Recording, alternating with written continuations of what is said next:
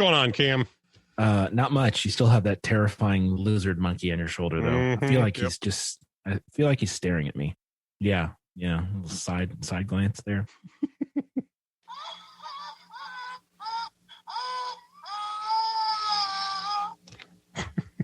Oh, it cracks me up every time.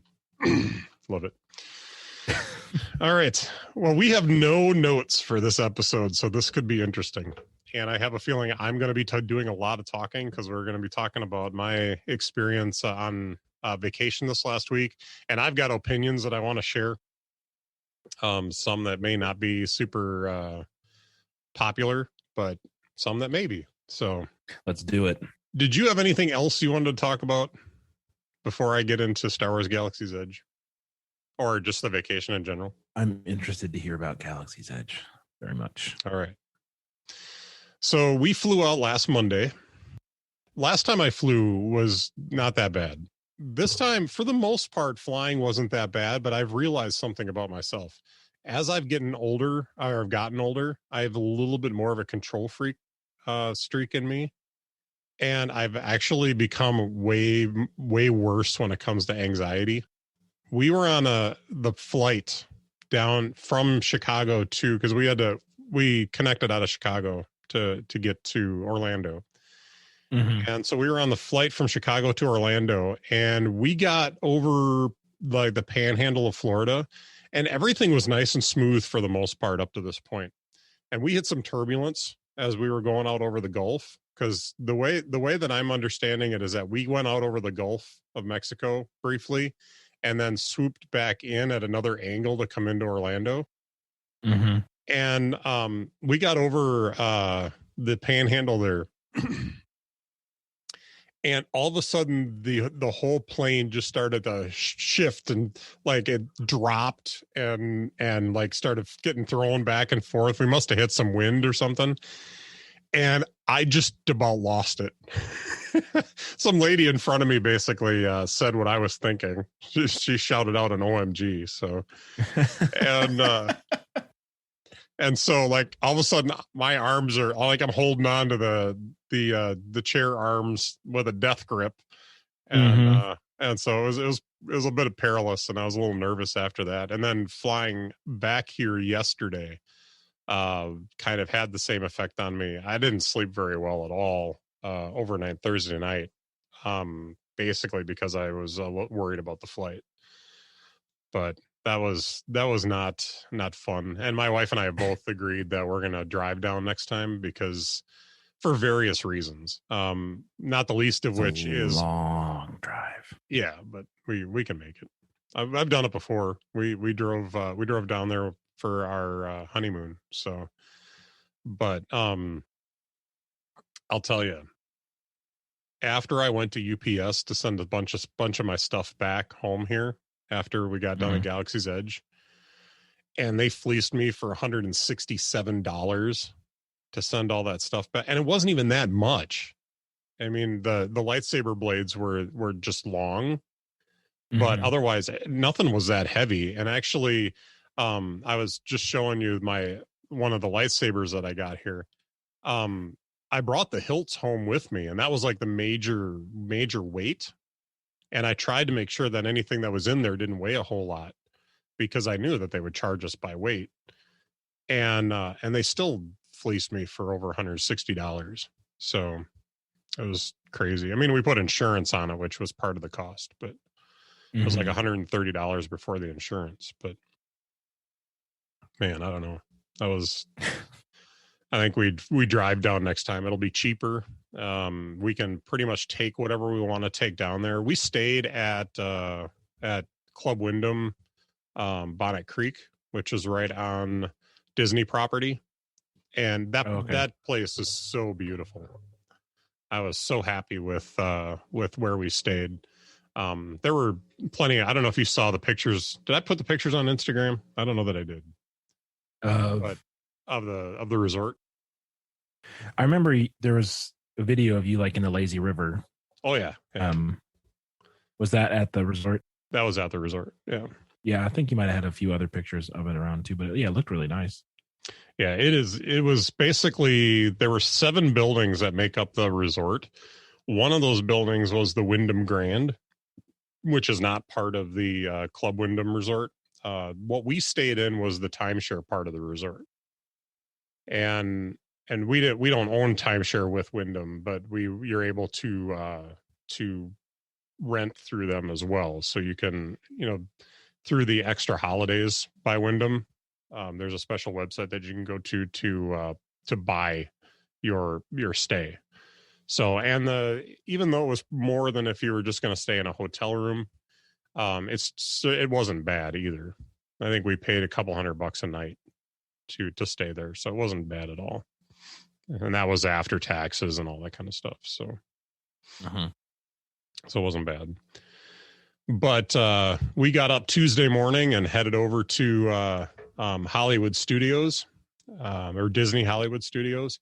And the first thing that we did, we actually took an Uber. We Ubered a bunch down there, which is a mixed experience. We had some really good drivers, and we had at least one really bad driver, which I probably was generous giving him a 3-star rating. But yeah, he was terrible. He got to the resort and couldn't find us first. Like, he pulled up to the front gate, and every other driver we had pick us up at the resort, we had him pick us up at the tower that we were staying in, because there were 6 towers, and we were in Tower 6. And so we had him come and pick us up right at the tower. Well, this guy wasn't following his GPS at all, because anybody who's driven for Uber would know that there's an app that comes with it. I drove for Uber a little bit in Madison for a while. But there's an app that comes with it that has GPS in it. So you just follow the GPS, and it's dead simple to drive for these guys. So, so it would have brought him right to us. But this guy just wasn't using his GPS, and so it took him, no joke, 10 minutes once he got to the resort to find us. And he called me twice to try and figure out where I was, and didn't speak English very well. And then we finally got into the car, and he was taking us to Universal Studios. Had never driven in Universal Studios before, so he was taking us into the day parking area instead of the drop off. And then he was all confused when the lady was asking him to, if we had tickets, and and they were going to give us a ticket for parking. And we're like, no, we're here. This is an Uber driver. He's dropping us off. Well, then she gives us directions to where the drop off was, and he doesn't understand any of it. So then I finally looked at him. I was like, dude, just let us out. And so I just had him drop us off somewhere in the ramp, in the parking ramp. And then I was like, good luck. And I was done. So we walked the rest of the way into the park, but that wasn't too bad, because he got us close enough, but we just had to walk it the rest of the way in. But yeah, so the Ubers were hit and miss, and then the guy that picked us up from Universal Studios was awesome. He was probably the best driver we had all week. So, but it was good. But we when we went to Disney Hollywood Studios, they just opened within the last few years, I think, this Skyliner, where basically they're gondolas that are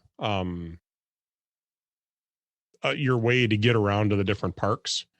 So the hub is right out of Disney's Caribbean Resort, which was basically literally less than a mile from the resort that we were staying in. So the Uber just had to basically take us up and around and back over into the Caribbean Resort.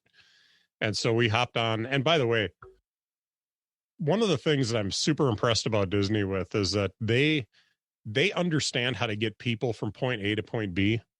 The only lines that we stood in, there were 3 lines that I stood in all day. And the longest line was the line to get on the Skyliner. And they had that thing worked out like it was a machine, how they were getting everybody to the Skyliners to get us into the parks. And that's the longest line I've ever waited in. and we were in and out of that line probably within a half an hour. And it was just amazing. Like that line never stopped moving. It was great. So once we got over to the park, we stood in line again just to get into the park. And that was maybe 5 minutes, maybe not even 5 minutes to get into the park.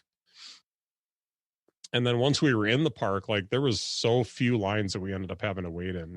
It was actually such an awesome experience the way that Disney handled all of that. And I say that because when we get to Universal Studios in a minute, that place was a cluster as far as lines. And I mean, I don't think we stood in a line for less than 50 minutes all day. And that's why we ended up leaving Universal Studios early, because there's so many people there. It was crazy. But Hollywood Studios as a whole was really awesome. We were able to walk around that park and just enjoy. They were at 75% capacity yet because of COVID, where Universal Studios was at 100% capacity. But for us to be able to just walk around free and basically be able to walk in and out of shops without really having to stand in line, and just it wasn't crowded. Like everything was dispersed really well. And even within Galaxy's Edge, which is arguably one of the most popular parks in all of Disney right now, it wasn't really that crowded. When we wanted to eat, we kind of picked some times that were a little different just because we only were going to eat 2 meals a day while we were in the parks. So we lined up for food we went to look for food at probably about 10 o'clock in the morning, and then we did another meal at 4:30. And in both cases, their mobile ordering is awesome. So we were standing outside of the restaurant. We pulled up our phones. We ordered the food. And within 5 minutes, our food was ready. And we just walked right in. We got our mobile order, showed the mobile order to the guy at the desk, or guy at the counter or whatever. And they brought out our food, and we were sitting down within minutes. And nice. To contrast that, we went to the Leaky Cauldron at the Wizarding World of Harry Potter and Universal Studios. We waited in line for an hour to get in. And then the food, and we did a mobile order there too.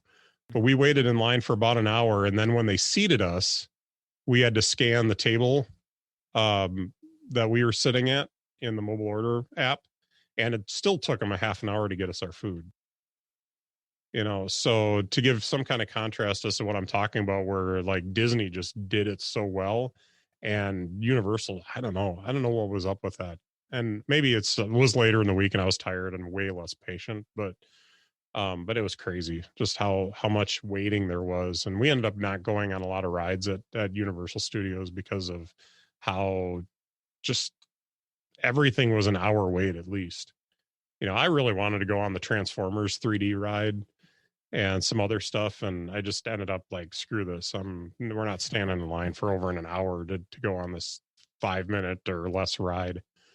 So I'm not a rides guy anyway. I'm not a roller coaster guy. So, a lot of those, I was thinking about going on the Jurassic Park ride, not the Velocicoaster ride, but there's another Jurassic Park like boat ride that you can go on that I thought would be fun to do, but that was over an hour wait. So, but otherwise, once we got into Galaxy's Edge, so the whole idea behind Galaxy's Edge is that you're being transported to another planet. You're on Batuu now. As you walk in, you are transferred into Batuu. And this is a totally different world. And to sell that, there's a whole separate culture here. So when you say hi to people, you say bright suns. No, I don't. I don't say that. And there's a whole different language and a whole different just the experience is so different. So as we're moving around Galaxy's Edge, so first off, we're in the rest of Disney Hollywood Studios, and as we're approaching, and this is one of the masterful things that I just loved about this park, as we're approaching the gateway to go into Galaxy's Edge, I got to stop hitting my microphone here. As we're approaching this gateway to go into Galaxy's Edge, you're hearing like jazz music from Disney Hollywood Studios. Mm-hmm. And so they're playing like just instrumental versions of like Sinatra songs, and I heard In the Mood at one point, and just like peppy, jazzy tunes that kind of fit the whole like old Hollywood kind of theme of Disney Hollywood Studios. But as you're approaching that gateway, they've masterfully put the music at a place where that music starts to fade away. And as you're walking into the tunnel to go into Galaxy's Edge, the music changes to this like ethereal, like kind of, it's not even really Star Warsy, but it's just like this transitional music that changes the mood and changes the emotion of the space. And as you walk in there, it feels so much like you're being transported into a different place. And they did such an amazing job of just making that experience so like you are leaving this place and moving into a whole different place. Mm-hmm. And just emotionally you felt that, and it was so interesting how they did that. And so when you walk into Galaxy's Edge, you're somewhere else now. And so we walked in and we entered into what's called the Resistance Camp. Mm-hmm. So you're entering in where the good guys are. And we walked through. So you felt out of place, is what you're saying. We'll get to that. But we walked into there, and right away you can tell that everything's different. There's footprints on the ground of like different droids and stuff like that, and like just everything is done so much to bring you in. And the black spires that the outpost is named after. So just you're on Batuu, but you're walking into Black Spire Outpost, which is the town or whatever that you're in. And they're named after these black spires that stick up. Now, if you've seen any of my pictures on Instagram, I've took some pictures of these spires, and you can see them in the background. And what those are, they're petrified trees. There's a book called it's Star Wars Galaxy's Edge Black Spire, or that we read before we went, that kind of laid out the whole of this town. So trying to think of how to describe this, but it was just really cool. The whole atmosphere was really cool. I thought for sure that I was going to get teary-eyed walking up and seeing the Millennium Falcon. I didn't, but it was very cool. We got some pictures with the Millennium Falcon while we were there, and we saw Chewbacca and Rey, and just stormtroopers, and then Kylo Ren, of course, because they're not at full capacity right now, and they're still under a lot of their rules as far as COVID goes. None of the cast members actually were on the grounds, like mixing with all the people. They were up away from everybody. So you didn't get to like actually interact with them that much. They were up on stages, or they were doing their thing, which I think kind of took away from that experience a little bit. But yeah, how was the guy in the Wookiee outfit not dead from heat stroke? We wondered that too. I'd have to think, because they was out full like movie quality Wookiee suit. Yeah. Yeah, I have to think that because they would only come out for a little bit, and then they'd go back into the cast member area.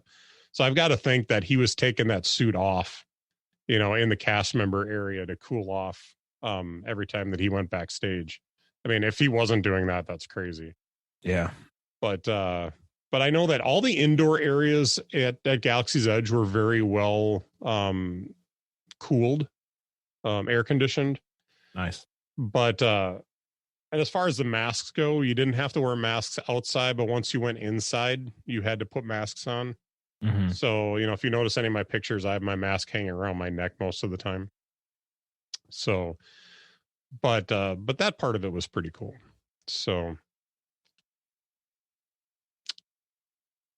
I talked, did I tell you about Savi's workshop, that I wasn't able to get into that? Yeah, ahead of time. Yeah, you said you weren't able to. So last Sunday night, I've been checking because I've been just obsessing over it.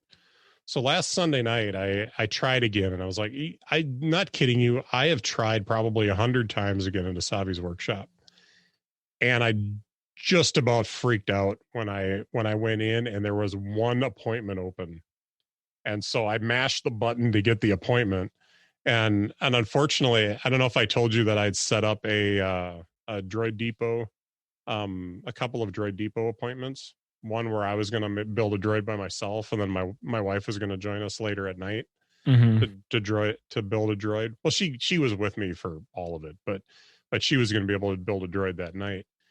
And the appointment that I set up for the Droid Depot at night with her was 7:30, and the appointment that was available at Savi's workshop was 7:25. And I'm sitting on the couch with my wife, and I'm like, okay, I'm going to make this appointment, and I made the appointment. And then I looked over at her and I was like, okay, I have to cancel one of these appointments. How much do you want to build a droid? And she's like, it's okay. You know, we're going to Galaxy's Edge for you. If that's what you want to do, that's fine. And my wife is awesome.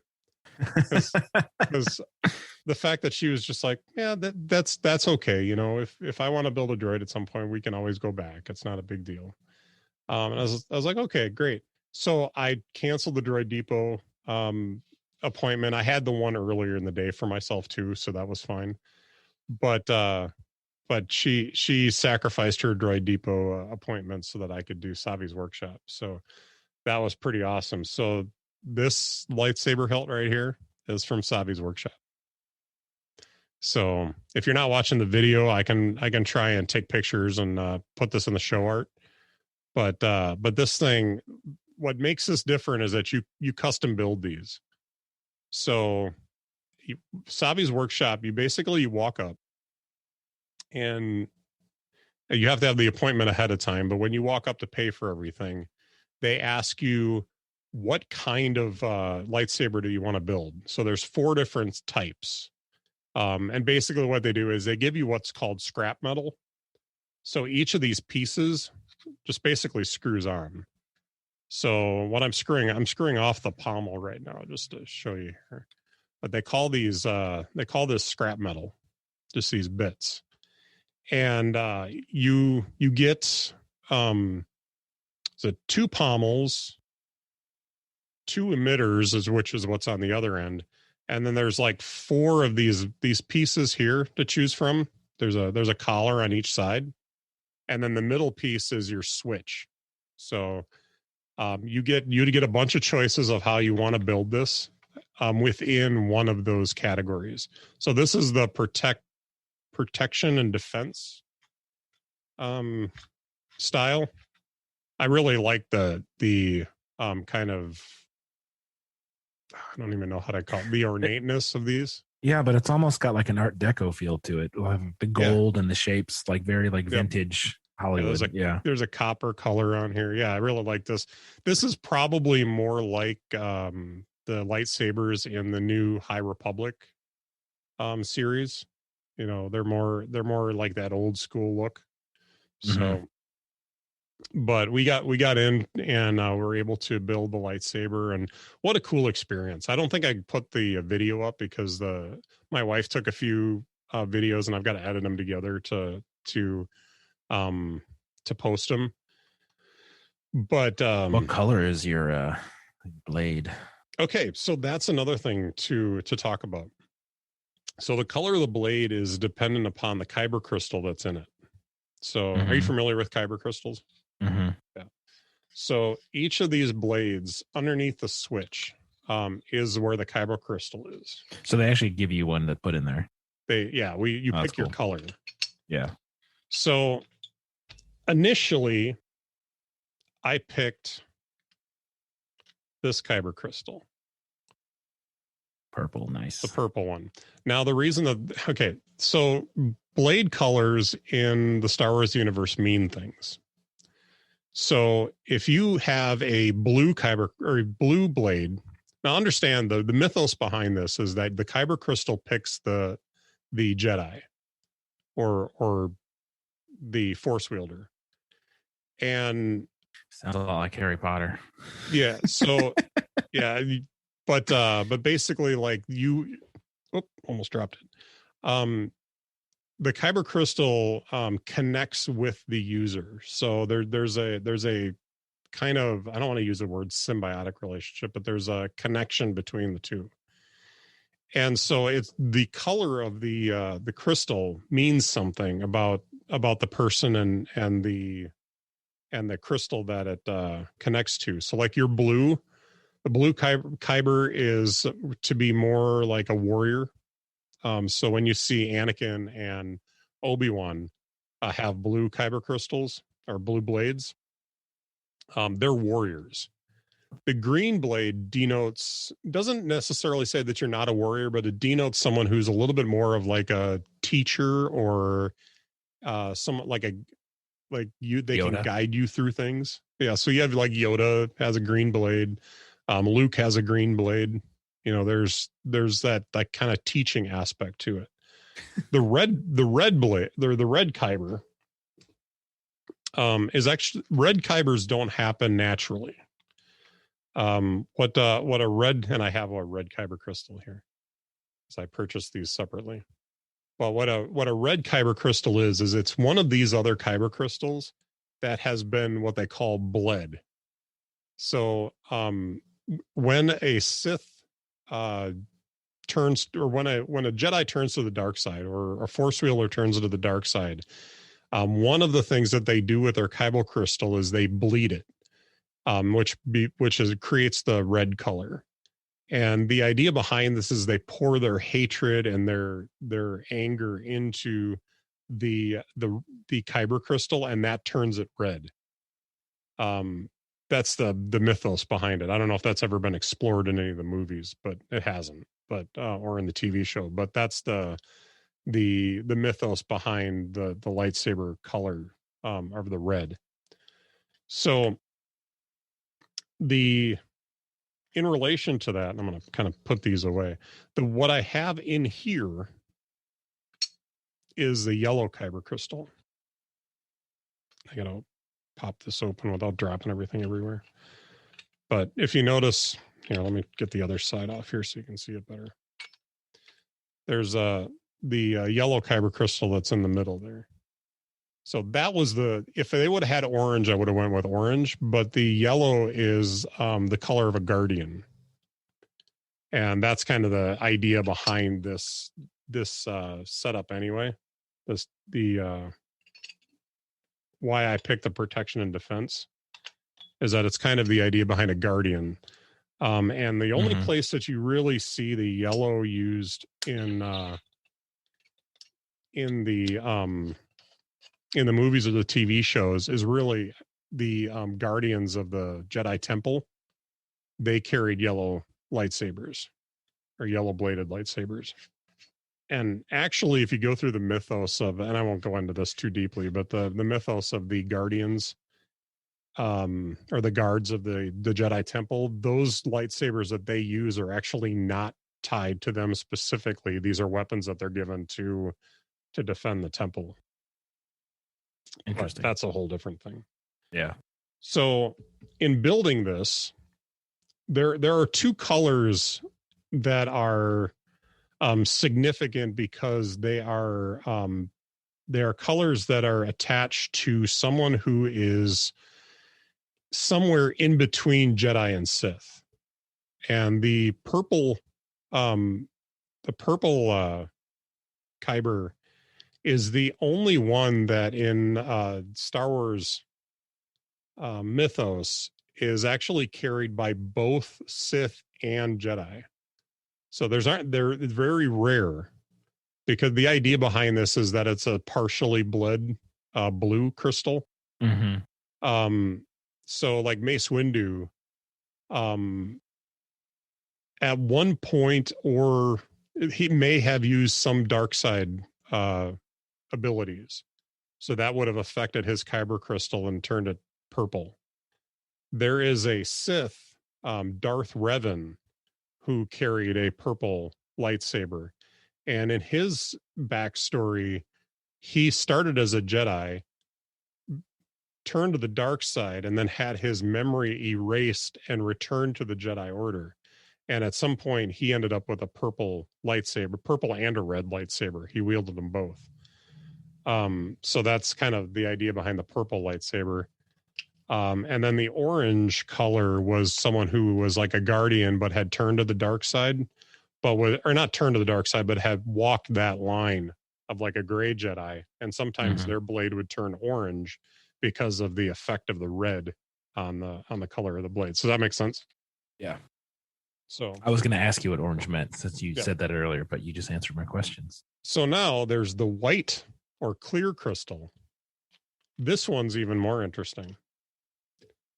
So the white crystal comes from a bled kyber crystal. So you have a red or possibly even a black kyber crystal, because there are very rare black kyber crystals that are bled kyber crystals.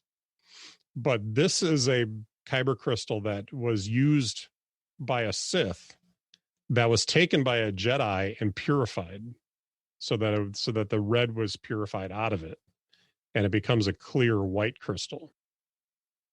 And those are rare as well. But if you watch the Star Wars Rebel series, Ahsoka carries 2 white blades. Oh, yeah. Because when spoiler alert for second season of Mandalorian, though you haven't seen it yet, that's on you because it's been a long time. Mm-hmm. She's got white blades in that in her cameo. I didn't even think. Okay, interesting. So those are. I just was like, oh, crystals. Dope, white lightsabers. That's awesome. I had no idea about the. Yeah. So that's if you ever wondered about the colors of the lightsaber blades, that's the mythos behind them. So, but yeah, so I choose purple when I was in Savi's workshop because they did not offer the yellow or the clear or white as an option. They only had the blue, the green, the red, and the purple. So because purple was intriguing to me, I because that kind of like, I think if I was a Jedi, I would want to be a gray Jedi, like kind of walk the line between the two. So if you wanted, like we were joking about being dark side, actually the thing of it is like I appreciate the fact that that the dark side has way more fun, is way more interesting. If you, man, there's a whole show that we could do about light side, dark side, the prophecy of the one who would bring balance to the Force, all that kind of stuff. Because if you go back into the history of the galaxy, or the Star Wars galaxy, there's so much intriguing literature on the Sith that that when Darth Bane brought apart, or when he made the rule of 2, that there can only be 2, a master and apprentice. Darth Bane actually started that. Before that, there were a ton of Sith. But he basically killed them all off, took an apprentice, and instituted the rule of 2, because he saw how dangerous it was for the galaxy to have so many Sith.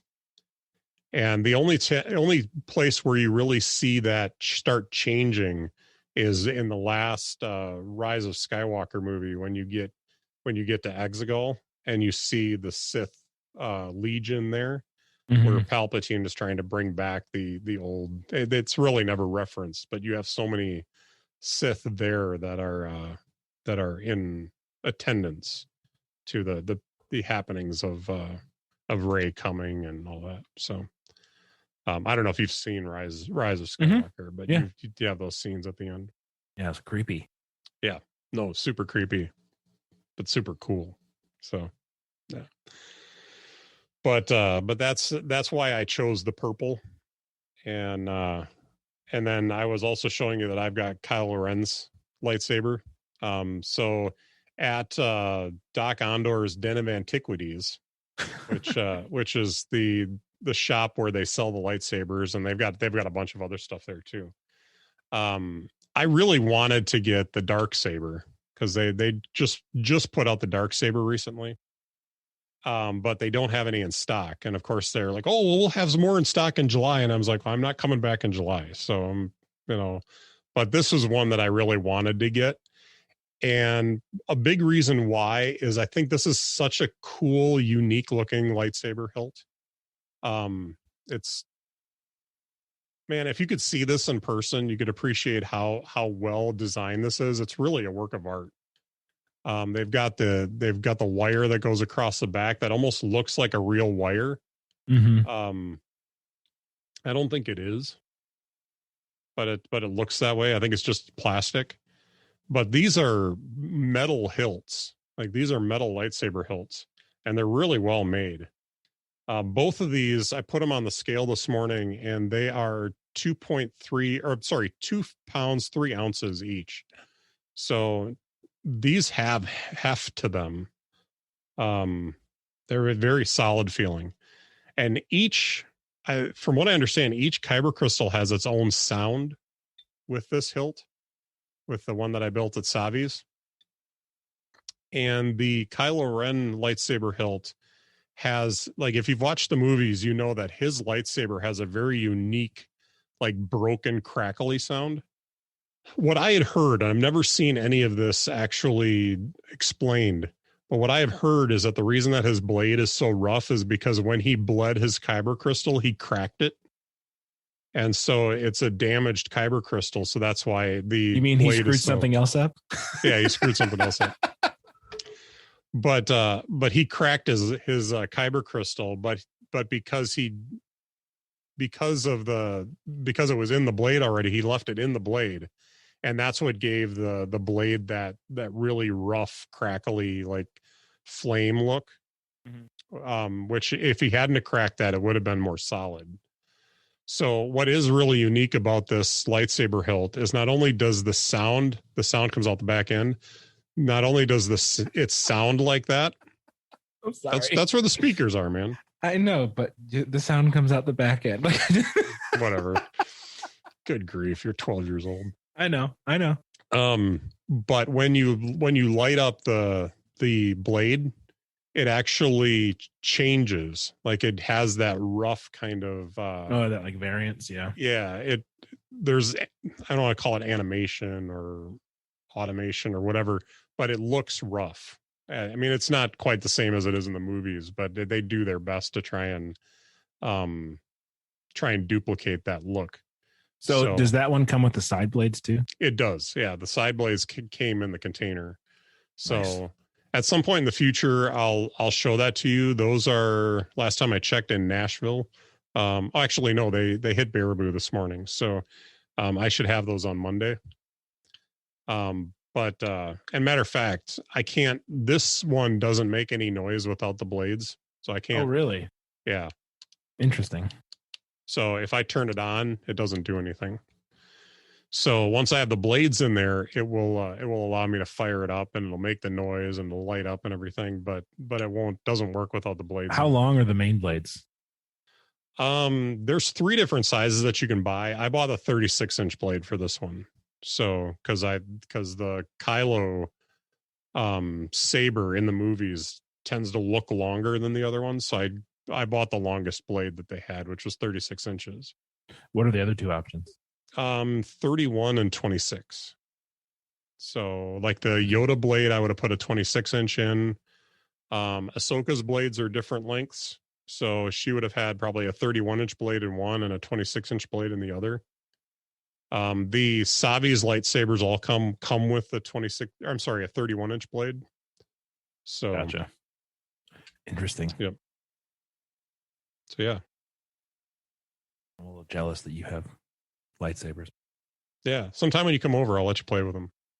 I had the Darth Maul lightsaber when, Phantom Menace came out like 20 years ago. And it was, the dual, like my sister broke it in half.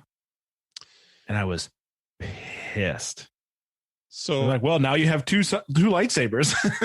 So it would cost you $400 to do it, but the Legacy lightsaber, they do have the Darth Maul available right now, but you have to buy the 2 sides separately, which I think is dumb, but you buy the 2 sides separately, and then there's a coupler that comes with them that you can put them together. And then if you get 36-inch blades with both of them, you that's like a 7-foot lightsaber. It's crazy. Come at me, bro. Right. So no, it's yeah, I'm not spending $400 on a Darth Maul lightsaber. Yeah. So also sitting on the desk next to me from Galaxy's Edge, we talked about the Droid Depot. I have my little BB unit that I built. Oh, that's actually pretty cool. Yeah. I wanted something a little bit different. And actually, if you watch in, I think it's Rise of Skywalker, this style makes a cameo appearance. The black and white and silver. I think it's this. I think it looks like this, but I'm not 100% sure. But he shows up. He's with the First Order, and he would be like the other BB unit like this. There's a black one as well that you see more prominently, but this one shows up at one point. Does the head move at all, or is it just? Yeah, I'll turn it on. I was gonna put it together and turn it on, but the center piece in here, the switch is inside. So I left it on last night, so I got to turn it. It goes to sleep after 5 minutes. And on the other side, you see that orange thing in there? Yeah. That's a personality chip. They sell 6 different personality chips for them. Which one did you go with? I went with the orange one, which is I think it's a resistance. They have 2 resistance, 2 First Order, and 2 smuggler chips. So now I got the remote here. It's such a Star Wars remote, giant buttons. Yeah. Yep. So now I'll hold him up. We can develop ships that can travel through hyperspace, but buttons must at least be an inch wide. Yeah. And you notice the lights light up on as well when he talks. So there's probably like 6 or 7 different things that it says.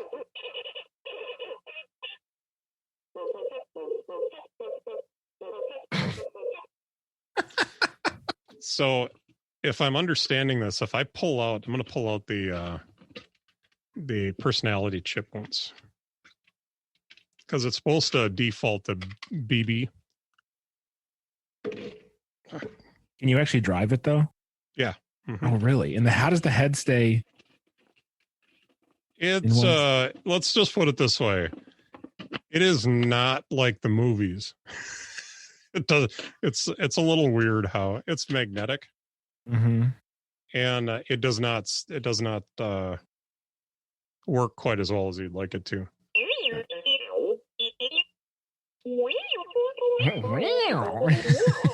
Yeah. So you take the personality chip out. Oh. I accidentally hit one of the buttons on the remote. But so it sounds more like BB-8 without the personality chip in it.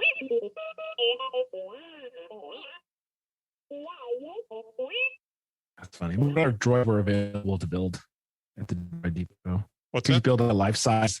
Could you build like a life size IG-88 droid, or are they all BBs? They had either BB units or R units, R series units. So you could build like an R2, R3.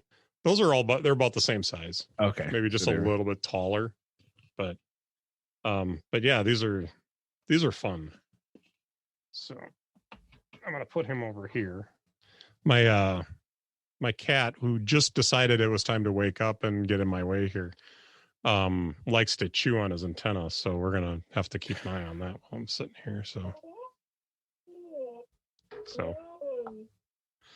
anyway, so yeah, so the droid depot was fun too, because we were able to go in and we grabbed all the parts, and then you go to a conveyor that brings all the parts through, and you collect your parts for your unit, so either your BB unit or your R series unit, and you collect all the parts that you need. There's a little tray inside the basket that they give you that shows what parts you need to get. And then you get in line for a building station, and you stand at the building station and you build the droid. And then a cast member comes over and takes the droid and puts it into this little box kind of thing. And then you hit a button to activate it. Basically, what it's doing is it's pairing the Bluetooth to the remote. Gotcha. That's in technically speaking, that's what it's doing. So, yeah, it was pretty cool. It was a lot of fun. There's tons of videos on YouTube if you want to see how it's done, but yeah, it was a lot of fun. Cool. Tried the blue milk. Got the collector cup. Dude, I am such a sucker for collector's cups. And this was the collector cup that they offered. In Arabesh, it says Booba.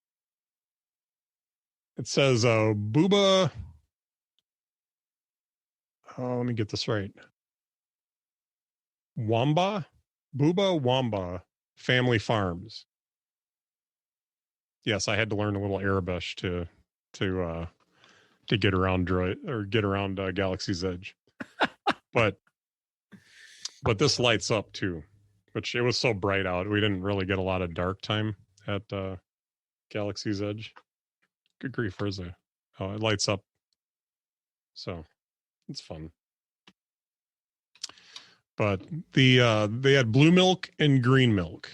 And in Star Wars, in universe, the blue milk comes from banthas, and the green milk comes from those really nasty looking, like big waterborne. That's what I don't know. I can't remember what they're called, but it's where Luke gets his milk from on Ahch-To when in was it The Last Jedi? Oh, when he's like self-isolating with those weird sea creatures. Yeah. So okay. That's where the green milk comes from. Gross. And then you can get the green milk with tequila in it if you choose. Which actually, I tried that. It wasn't bad. I liked it. Is it actual milk? No. Well, yes and no. It's actually a blend of coconut and rice milk. And then it actually has more of a fruity flavor because they add fruit flavor to it. So it doesn't taste like milk. Okay. The blue milk has a little bit different flavor than the green milk does. The blue milk they offer with rum in it, I believe. So you can get it alcoholic or non-alcoholic. So, but that's funny. Yeah, it's good. I really enjoyed it. It's not super flavorful. It's not a very strong flavor, but it was good. And it's like basically it's like a kind of like a milk slushy kind of almost like a shake. It's frozen basically. Oh, okay. Yeah, it's not just like a thin milk. It's actually it's a frozen kind of milk. So it's not quite as thick as a shake is, but it's kind of that concept. So interesting. Yeah. And then a little pro tip for people. This is what they call Spira. It is the currency of Batuu. And it is only available at Droid Depot. It's basically a large metal coin, is I guess the concept behind it. Yeah, it looks like it's like the size of a dog tag. Yeah. Roughly. So, and it's metal. And all it is a gift card. So it's got a little barcode on the back of it. Mm-hmm. And you put $100 on here. It's a minimum of $100 to put on this. And then they charge you a $5 activation fee. And so basically $5 for the coin and then $100 that you can use around the park. So yeah. That was my 5 minute. He was shutting down because they go on standby after 5 minutes. So one really cool thing that they have there, when you eat at Docking Bay 7, it used to be that they offered these. They would put these with the meal for you, but people kept stealing them, so they started selling them. This is a metal spork. I love this thing. I had the pot roast when we went to Docking Bay 7. This thing worked so well for the pot roast that, you needed a little bit of the fork for picking apart the meat, which, by the way, was falling apart in my plate, or in the plate that they gave me. It was so tender and juicy and so good. Good pot roast. But then the spoon was so nice for being able to pick up. They had like those miniature onions in there that they cooked up and put in there with that. And there was other, like, the vegetables that went with it were very unique. But it was like the perfect utensil for eating that pot roast. And so my wife and I each bought one of these because we really like them. And no, I'm not going to tell you how much I paid for it. And on the bag here, guess what that says? Spork. Yep. So I'm super, super excited about that. That was a cool purchase. So $25. No, it wasn't that much. Okay. But I got some patches. I got some pins along with that. I got a couple t-shirts. Yeah, I was planning on get a couple of t-shirts, so I didn't pack for 2 of the days for t-shirts. Where I figured I was going to need like five t-shirts. I decided to only pack 3. I figured I'm going to buy a couple of t-shirts while I'm down there, so I'm going to save myself the suitcase space, and I'll buy a couple of t-shirts while I'm down there. So I found a couple of t-shirts that I liked, and yeah, it was good. So I don't have those down here with me. They're both in the laundry. So speaking of t-shirts, I got my ATP t-shirt yesterday. Thought you'd be excited about that, from the Accidental Tech podcast. Yeah, I wasn't sure what was about to happen. You started lifting up your hoodie, and it's like, it's the family show, Mitch. Oh boy. But no, I'm looking forward to listening to their episode about WWDC this week. It's over 3 hours long, so oh boy, they have stuff to say. So yeah, I might just let you digest it and tell me. I don't know if I can handle. Did I talk about my we talked about the Kwakian monkey lizard. Was that on last episode or this episode? I forget. Both, I think. Yeah. Well, I know we discussed it. So I'm super excited about this guy. Cracks me up. It's been sitting on my shoulder the whole episode, so if you haven't seen the video, maybe I should put a link to the video and I'll throw it up on YouTube so everybody can go out and check it out. Yeah. Cool. Well, that was Galaxy's Edge. Yeah. It was a blast. We had so much fun that day. That was all in one day? That was all in one day, man. Holy cow. Okay. Well, that was the nice thing about Galaxy's Edge too, and how Disney handles everything. You can get to everything in that little bit of time. Because we weren't stressed at all. Like, there was a lot of downtime throughout the day. There were some nice shops out in the Hollywood Studios, the main areas that we went to, and we did a lot that day. My feet felt like it by the end of the day too, but it was good. We had fun. You have any questions about anything? No, I think I asked them as they popped up, but you actually answered a lot of the ones that I had just by explaining everything. So sounds like it was fun. And I'm jealous that you have lightsabers. Yep. And Wednesday was our anniversary day, so we spent the day at the resort. We had to do a little bit of grocery shopping, but we went and we just pretty much spent the day at the resort, and we ate out on Wednesday night. So it was good. And then Thursday we went to Universal Studios, and really there's only a couple of things that I really have to say about Universal Studios that I haven't said already. Number one, they do not know how to deal with the crowds. There's no way that space was designed for as many people as they were putting in it. It was ridiculous. So every line we stood in was at least an hour long. When we went to the now, maybe in hindsight, I might have skipped the wand choosing ceremony. With kids, it might be fun. They usually pick a kid out of the group to do the wand choosing ceremony, which is just basically they choose a wand for the kid, and and like the first one they give them isn't the right one. The second one, does something, it doesn't work, and then the third one, of course, the angels sing and the lights come on, and it's real special. So, but Ollivanders, if you're into it, my kid. Schroeder, I'm trying to ignore you and you're making it very difficult. My cat is jumping up in my face here. Yes, I missed you too while you were gone, buddy. Gonna have to edit all this out of the podcast now. I don't edit the video that goes up on YouTube, so they'll all get to see the cat jumping up in my face. He missed me a bunch. He met me at the door yesterday when I got home. I went and got, I showed you this a little bit earlier, but this is the wand that I purchased. One of the two. Dude, get out of, go on. Yeah, you're causing trouble now.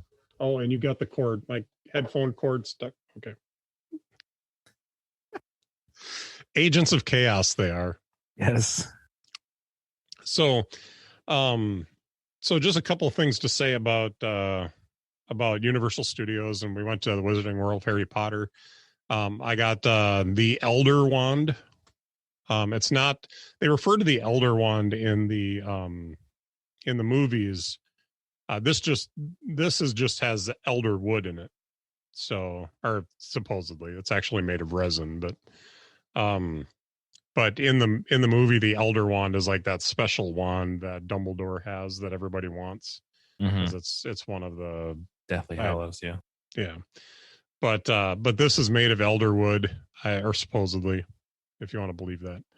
But it has a cool little, if you can see right at the tip there, it's kind of hard to see, but right on the tip there, there's a little infrared, like a little clear infrared thing. So this works on stuff around the park. Now, I would have loved to have tried this, but there was a line at every spot where you could stand and do, wave your wand and something happened. So we stood back and watched some of the kids do it, which was kind of fun. But if you waved it, like there would be one where you had to like move in a circle and put it down, and then it would do some kind of action. Something would happen. There was an umbrella, like a metal umbrella that was kind of up as a decoration that if you did the right incantation, it would, like water would start falling from the umbrella, which is kind of entertaining to watch. And then there was like storefronts that had little displays that would do stuff if you waved the wand the correct way. So it was kind of fun to watch the kids have fun with that.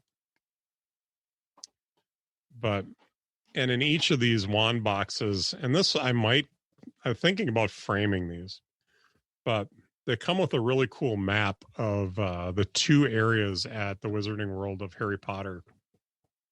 So on one side, it's got Hogsmeade, which is the part of the park that's over in the Islands of Adventure. So if you've ever gone to Universal Studios, there's separate parks. So you can buy a 1-day pass for just one of those parks, or you can get a park to park pass that'll allow you to go to both parks. So Hogsmeade is in the Islands of Adventure. And then on the other side is Diagon Alley, which is in the Universal Studios, Florida portion of it. Gotcha. So each one of these maps shows the grounds of that just the Harry Potter part.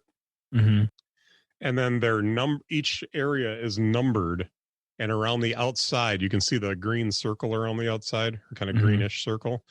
They have the different locations around the park that allow you to use your wand to do different things.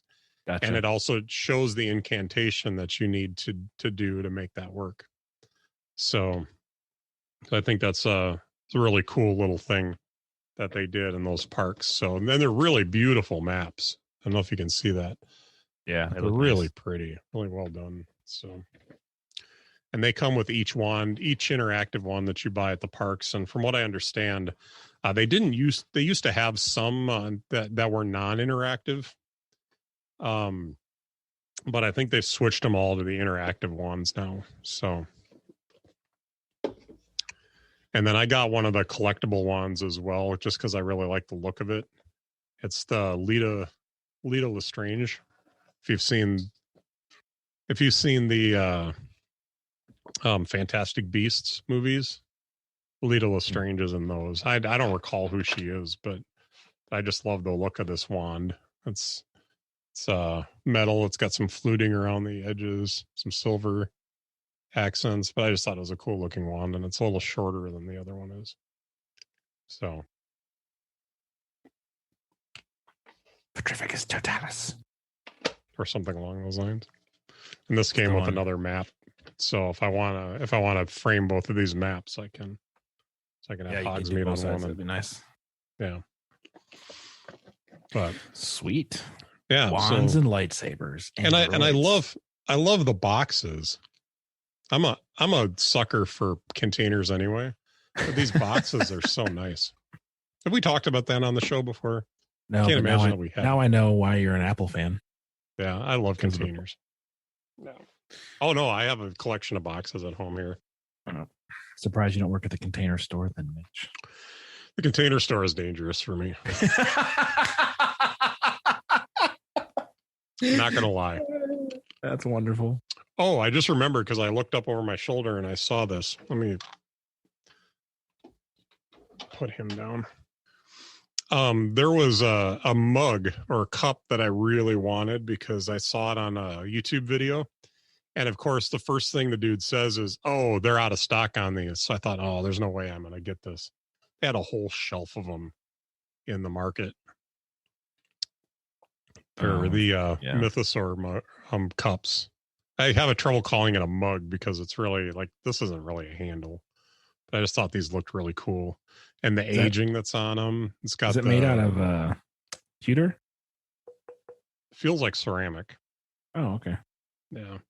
So you can actually drink out of it then. Yeah, but it says Mandalore Outer Rim on the back.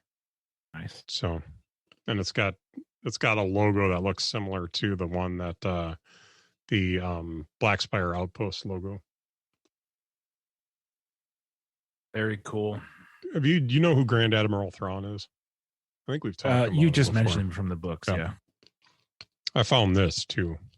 It's a little posable figure of Grand Admiral Thrawn. He looks like he's saying, "Star." Totally. But anyway, I was on the fence about whether or not to buy him, and then my wife wanted to go back and pick up some stuff from that shop where they sold that, and I thought, what the heck, I'm going to buy that. So it's cool. Believe it or not, I came back with money. I had money left over. So I'm proud of you. Thanks, man. All right. Wow, it sounds like you had a wonderful time. It was awesome. Universal Studios, if they could get things like straight with how they manage all the people and all that kind of stuff, or maybe just like if they could have cut down. Basically, what I'm saying, if you're going to go to Universal Studios, don't go when it's a busy time of year because it is just a cluster there. I mean, my wife and I we were already tired from, it'd been a week so far. And, even with the day to relax, we were both still pretty tired. And after having the experience at Disney that we had, it was just so frustrating because I kind of expected, and I guess I went into it with expectations that it was going to be more like Disney. And it just was so frustrating to have to stand in line for an hour or more for everything when Disney really felt like it had it like figured out. Mm-hmm. So another contrast is the people that go, and I don't want to sound too judgy, but it feels like, and we were talking with our Uber driver about this on the way back to the resort. We were talking about it and he's like, yeah, he'd worked at both parks and he's like, the people that go to one park or the other park are so different. He's like, the Disney people are, it's almost like it's the nicer of the folks go to Disney and like the rabble go to Universal Studios. And my wife said, so it's kind of like the difference between Walmart and Target. And he's like, oh my gosh, that is the perfect way to put it. He's like, yeah, it's more, it's like when you go to Universal Studios, it's more like going to Walmart. When you go to Disney, it's more like going to Target. It's just a different kind of group of people that got attracted to the two places. So, yeah, I heard so much cussing at Universal Studios, and I can tell you at Disney, my wife was really attuned to this because she's like, "Yeah, I only heard like 2 people cuss at Disney. Like you just didn't do that. There was just seemed like there was a higher level of standard at Disney. So I don't know. I don't want to sound too judgy, but that's just our observation. It's been a long time since I've been to either park. So yeah. Last time I was at Disney, I think I was like 13 or 14. Yeah, I think the last time I was at Disney was when I was like 10ish.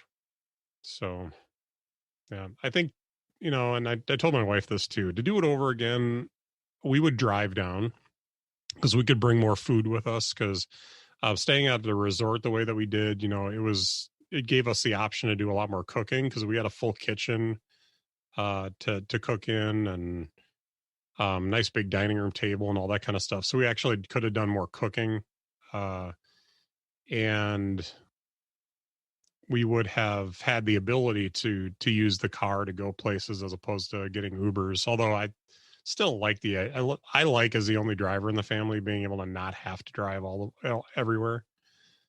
So I think we still would have taken an Uber to the resort, or I'm sorry, to Universal, and to Disney, just because it would have been more convenient. But we wouldn't have had to.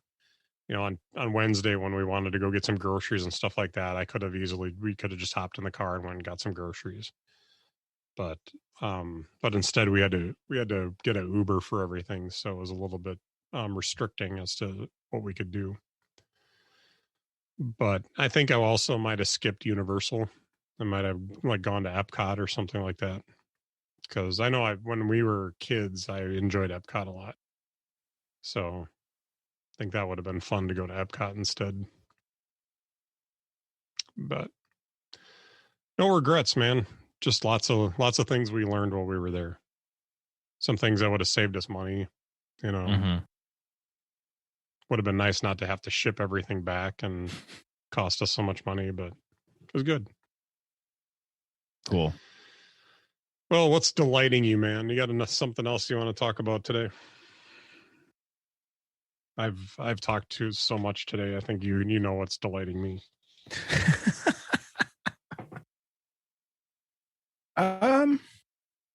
Well, I will be fully vaccinated in 3 days.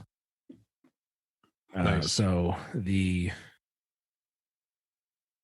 that combined with, numbers going down in, all the right ways, is just, I'm ready to like be able to, high five and hug and like eat dinner at someone's house or have them over to my house to cook, like stuff that we've been like slowly starting to do in very small groups, but just like we used to have dinner every week before youth group with the kids. We had to stop doing that. So just being able to, get back to that feels good, and to know that I'll be fully vaccinated on Tuesday. It'll be 2 weeks from my second shot on Tuesday. Like that's just feels good because now here I don't have to wear a mask unless the business tells me I need to, in which case I will gladly wear my mask. Yeah. But, it's just going to be nice, to, have a full sanctuary in church. And, like I'm going to the Formula One Grand Prix in October and I won't have to wear a mask and there will be people there, I can meet strangers. Yeah. You know what I mean? So that's just, I think obviously that's like long-term thing, but just because the, my vaccination gets, I don't know, I'll be fully, the 2 week period after the shot will be Tuesday. So that's just kind of front of mind right now. Yeah. No, it feels nice. We were fully vaccinated about a month ago, maybe. So for us to be able to just walk around and not have to worry about, like, I don't feel like I'm infecting people not wearing a mask, because working in retail, it's like you don't know what you're running into. Mm-hmm. And so, do you have to wear one at work still? No. Oh, nice. Yep. No, that changed the 19th of May, I think, if my memory serves, something like that. So we were able to stop wearing masks. Nice. But it's like anywhere. If you're not fully vaccinated, they recommend that you wear masks. But that was one other difference between Disney and Universal, is that Universal didn't require masks for anybody fully vaccinated. So like nobody wore masks. Yeah. So are they checking your vaccination card on the way in, or they just honors? Yeah. No, exactly. It's honor system. Yeah. So which we all know works well in crowds of people. Mm-hmm. But yeah, you saw a few people wearing masks, but most people weren't. So cool. Yeah. But yeah, that's what's delighting me, Mitch. Cool. No, that's awesome. I think we're starting to finally get past all this. We shall see. We shall. All right. Well, like every episode, we'll remind you that you can check us out on innerdialogue.show. And we'll be back in a couple of weeks with a lot more stuff, and maybe more talk about WWDC and some of the revelations that we've had since. But in the meantime, you can check me out. I've got a Twitter account at Mitch Craig. And you can find me on Twitter and Instagram and everywhere, really. Cam Brennan. That's my name. And I'm Radio Mitch on Instagram if you want to see all the pictures and everything I posted with from Galaxy's Edge, and my snarky comments about Universal Studios are all up on Instagram. So I did particularly enjoy my picture of being in line, and thank you for your live thank you for joining me for my live coverage of Universal Studios line waiting.